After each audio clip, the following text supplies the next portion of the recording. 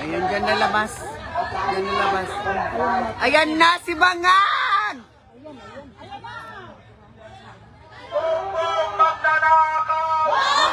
Magnanakaw! Bongbong magnanakaw! Ayan, itaas ang ano be. Ayan na yung kawatan. Ayan na, lumabas na ang kawatan. Baka ikot yan, baka ikot yan. Magnanakaw! Magnanakaw! Magnanakaw!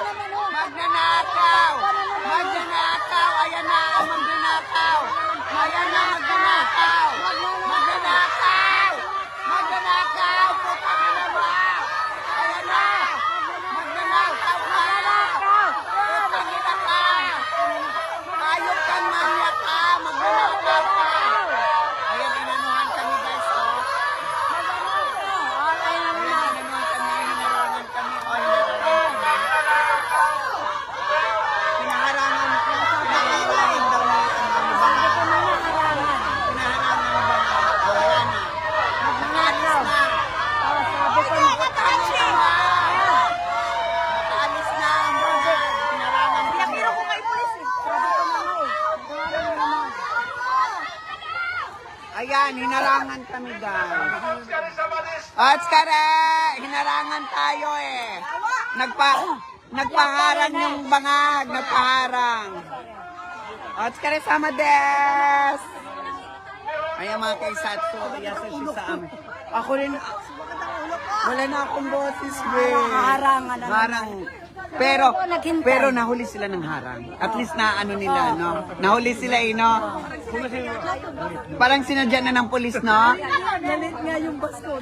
Hindi kaya nga, parang sinadya na para makakita. Dalawang station galing dito, pumunta tayo. Nalit daw yung bus. Nalit. Hinarangan kami. Yung una, pagpasok nila, hinarangan kami. Ngayon, parang nag-ano ang pulis dito sa Dati siyang amin. tigilan hanggang umuwi ano, siya. kaya, Baka bangungutin siya mamayang gabi. ay, sana mamatay na siya. Putang ina niya. Pupunta dito sa Japan. Alam nyo ba, pupunta siya dito sa Japan para lang mangutang ng 3 billion US dollars para nakawin na naman nila. Nakawin niya at saka ng mga buhaya niya. Mantakin niyo yun, pupunta lang dito. Huwag na siyang tamaan ng bagyo. Mangungutang siya ng pera para lang ano, para nakawin na naman nila. Kawawa talaga ang Pilipinas, kawawa ang mga nasa Pilipinas na mga Pilipino.